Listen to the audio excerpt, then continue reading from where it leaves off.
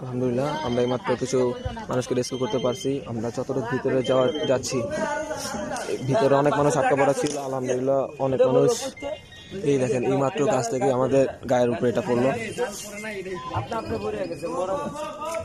আমাদের ভলেন্টিয়াররা অনেক কষ্ট করতেছে, যতটুকু আমাদের সবার জন্য দোয়া করেন। আমাদের অবস্থা মোটামুটি খারাপ হয়ে গেছে। আমরা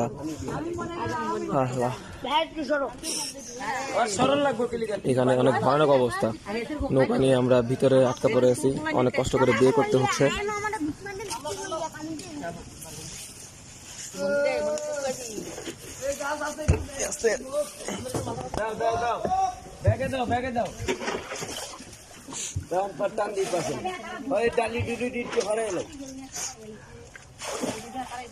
বাবা তুমি আরেকজনের খাই না গাছ